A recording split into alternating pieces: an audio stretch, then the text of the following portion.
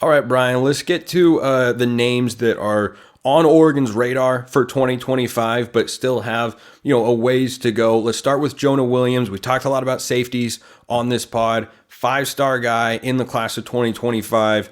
What's the latest that you've heard? Well, I mean, they're in the opportunity mode. I think they're going to have a chance with the visit. Like I've said many times, Oregon is the hardest team to figure out with these kind of kids. They're far from home, but they have maybe the best recruiting visit in college football based on all the kids that I know. I mean, like Fasusi and these guys, how many of them even know where Oregon's at on a map?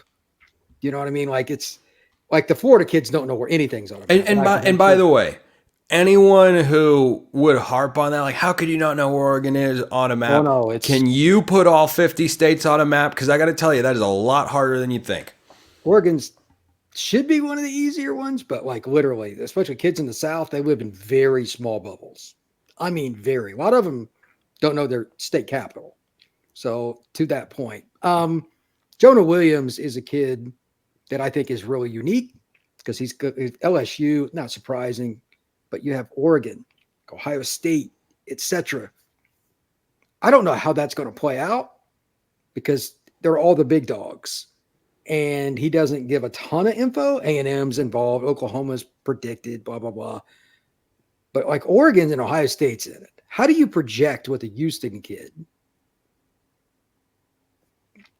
I Yeah, that's a good. Yeah, that's a no, I good mean point. like I've done it this for a long time. These lists are so broad now. I don't think they have a clue. And I'll talk a little more specifically about this with Fasusi in a minute. But like these kids are going into these visits like, well, we'll see. I have a lot of off the record conversations with kids this past weekend at OT7, and like it's eye opening when you get the off the record info, like the coaches they really like and don't like and all that. But everybody still tells me the same thing. It comes down to the visit. Oregon, in my opinion, conservatively is top 5 on official visits. And if they're going to get a kid like Williams, that's what they got to do. Like we just talked about Flower. When the process started last year, did you think Flowers was going to end up at Oregon? I mean, Texas Well, kid, I mean, not any more than someone else that Oregon had offered, who's a blue chip recruit coming out of the state of Texas. I mean, it's just, it's so random with the visit. yeah. They have no idea what Oregon's. I don't know what Oregon. I haven't even been there, but Oh, we got to change that. I We got do to plan change it. that. That's a bucket list opportunity. Don't get me wrong, but these kids don't have a clue. I I've seen for over a decade now, Oregon seems to get at least 1 or 2 kids a year out of Texas. If you could explain the reason for that, I would love it because when I was first Well, I growing mean, you up, got assistant coaches with ties there. Lanning recruited it while he was at Georgia. Tosh Lupoy has recruited every state in the country during his yeah, college career. Will Stein is of course, from UTSA, where he was formerly the offensive coordinator. He's recruited there pretty well. Now you have Rashad Samples in the mix as well, coming up from Arizona State. So I think that's probably the best explanation for it because you're right. Those two states are very far apart, and quite frankly, if we're being honest, they have very few things in common. that is There the are not a lot of understatement. similarities between Oregon and Texas, but if you can get it on the radar, then it all works. But you mentioned Michael Fasusi, so let's pivot there. Pretty much not entirely consensus 5-star, but 5-star caliber player at the offensive tackle position. His recruitment is one that you followed pretty closely. Yeah, this is a young man from the greater Dallas area. If I remember right, he's at Louisville High School. But here's all you need to know. I walked up to him this weekend and I see a lot of very large men.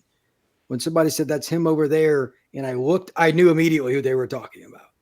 Like his broad shoulders and everything, like his hands, they're not part of the human race. He is massive. Like he is a huge kid. And he was very blunt. He's got 6 schools: Oklahoma, Texas, Texas A&M, Oregon, Georgia, and I'm missing one. Oh, Missouri. So he's another kid. Dallas area. I get the Oklahoma stuff. Like Missouri, So Oregon. Missouri just had an 11-win season. It's the first time they've done that in like a decade.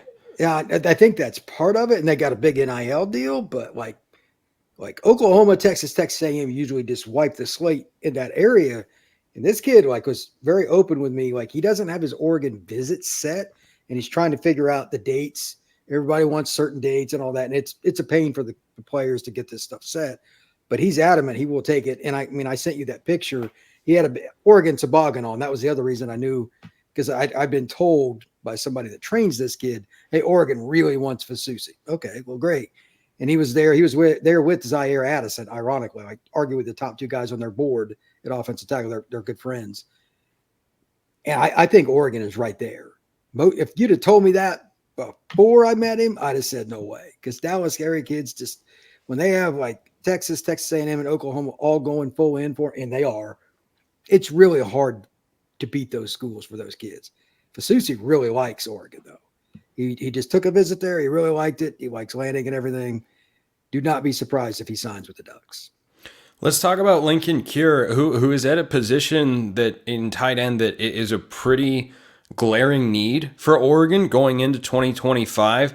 They did sign a tight end in the 2024 class. Kenyon Sadiq will be going into his true junior season and probably will be Oregon's #1 tight end next year. But you're losing the top two guys on your depth chart, so you have to be able to stack at that position. This is not the first time that Linkon Cure has been tied to Oregon, but it seems like there are always little just kind of bubblings of noise surrounding Cure and the Ducks.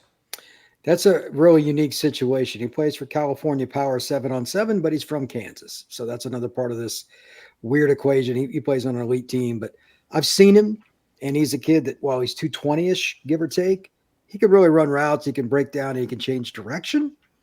I think he can play for any school in the country. I haven't interviewed him anytime recently, but that's an athlete that fits today's mold of a tight end that is going to give defenses a matchup problem. Like, I'm sure Oregon will take a transfer tight end this next year. I think that's about as safe a bet as you can get. But this is a kid that still might play. You can't teach the length that he has and his natural ability to move laterally, and he will be a matchup problem. Safety's not big enough. Linebacker's not sticking with it. So he could play early, Oregon, Alabama, anywhere.